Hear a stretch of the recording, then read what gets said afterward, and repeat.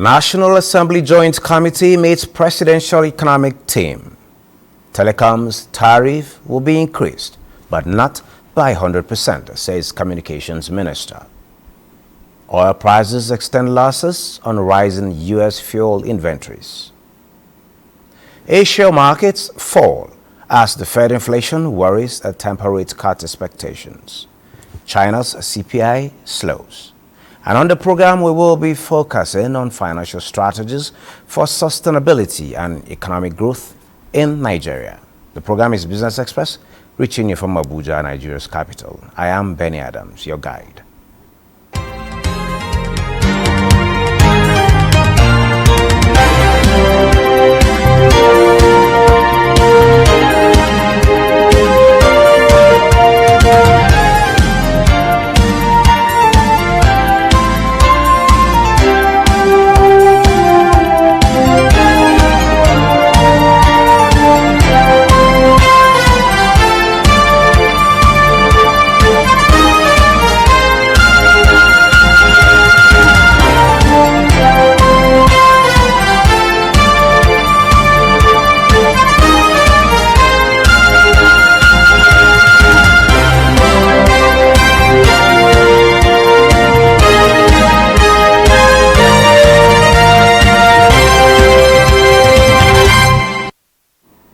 It's now time to talk business, and in case you have not met on this platform this year, it's still a brand new year. I say Happy New Year. I'll start by telling you that the National Assembly Joint Committee on Appropriations wants the Presidential Economic Team to take urgent measures towards ensuring release of more funds for capital projects for improved impact on citizens. This came up at a meeting to review the performance of the 2024 budget as both sides continue engagement on the 49.7 trillion naira 2025 budget proposal. The Joint Committee observed that, as contained in the report submitted by the Minister of Finance, Wale Edun, the overall performance of 2024 budget stands at 43%, with recurrent achieving 100%, while capital was just at 25%. The Minister of Budget, Atiku Bagudu, explained that the huge expenditure on the recurrent was channeled to fight insecurity and boost agricultural production and other economic activities. The National Assembly urged government to release more money for capital projects, advocating that the ratio for recurrent and capital should be 60 to 40 as against the current 80 to 20%.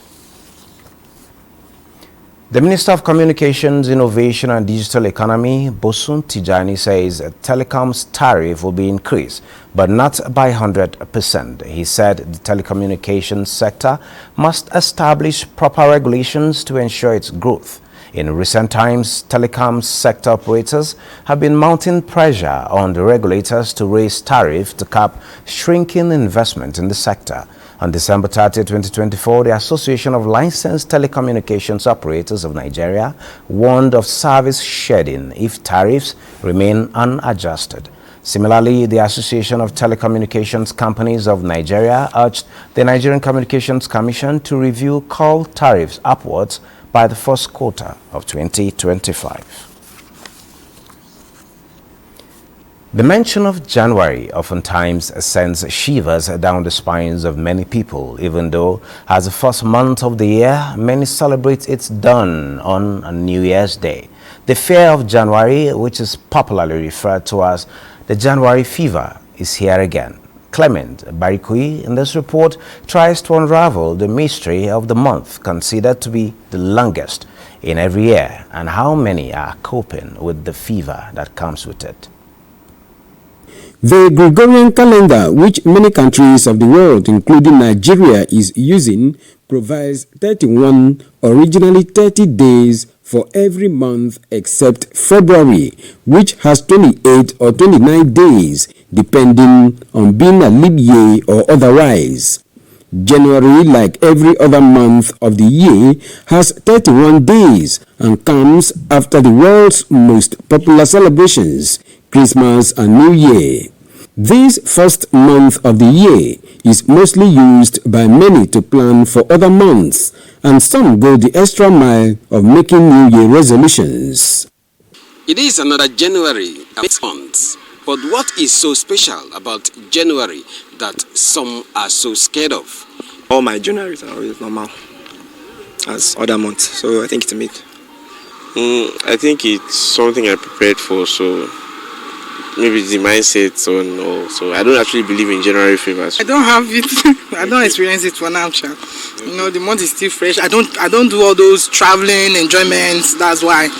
January fever, apart from being a myth, a professor of economics, Emmanuel Udeket, attribute it to lack of planning and budgeting.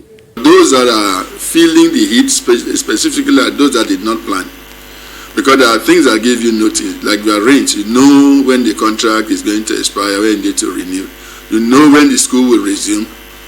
So you know what the fees will be. We have come to inherit that information in our minds that, oh, January is like this. January, oh, January, oh, January. That prompting about January drives into the mind of the people the impression, the perception that we hold about January.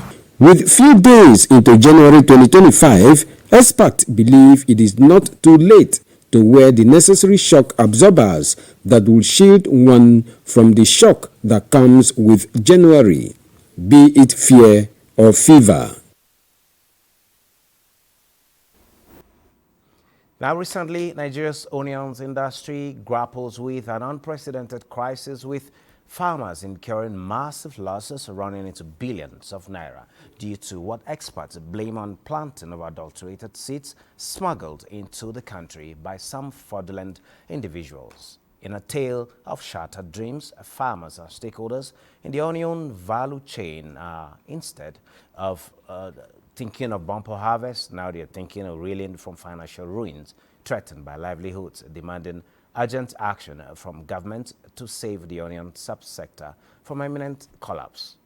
Abdul Umar Ilalu has that report.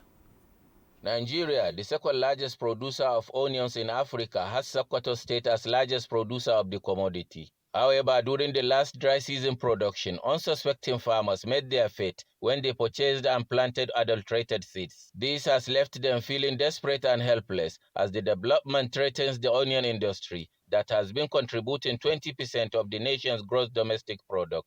NTA News visited some farmers in their farms and found the situation worrisome. The farmers face the daunting task of rebuilding their farms, restoring their livelihoods, and counting losses worth billions of naira.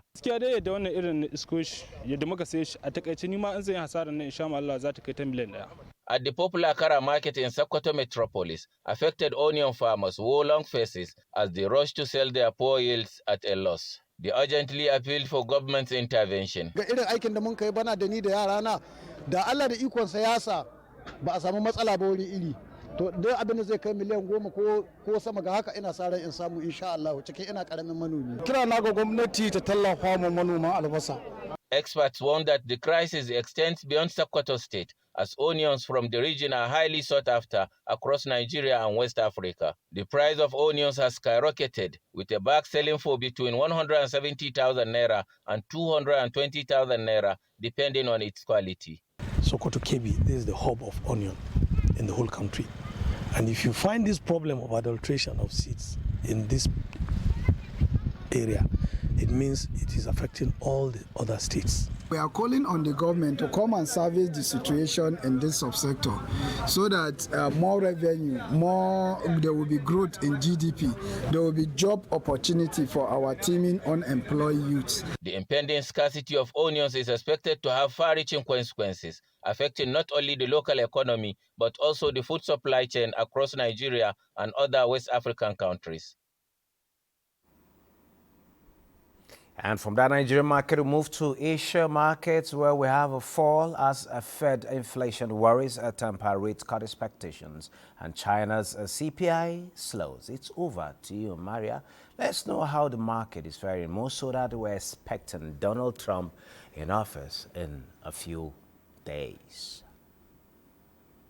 Well, international markets remain weak this beautiful morning. European stocks are heading for a broadly positive open on Thursday as global markets focus on the inflation outlook. Looking at the figures, the DAX is to open at 20,329 points and FTSE opened at 0.07%, while the CAC is to open at 7,437 basis points.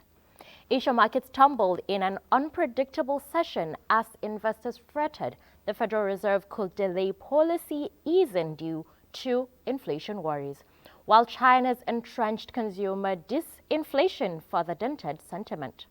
The figures showed that the Nikkei took the hardest hit at 0.94%. We have Shanghai Composite following at 0.58% and the Hang Seng Index also at 0.11%.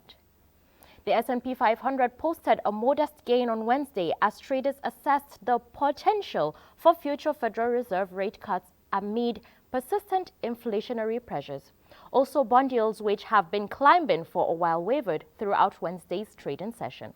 The Dow is in red at 0.23%. We have S&P 500 also topping losses at 0.34%. Nasdaq Composite at 0.43%.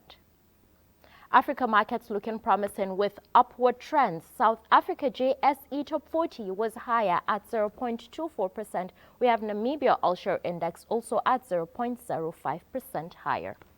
I am Maria Ado-Zakari. That's for Global Market Today. Back to Benny now. Thank you very much, Maria. And with that, we end Business Express for today. Keep a date with us tomorrow for a fresh edition. Remember to keep doing, thinking, and doing business.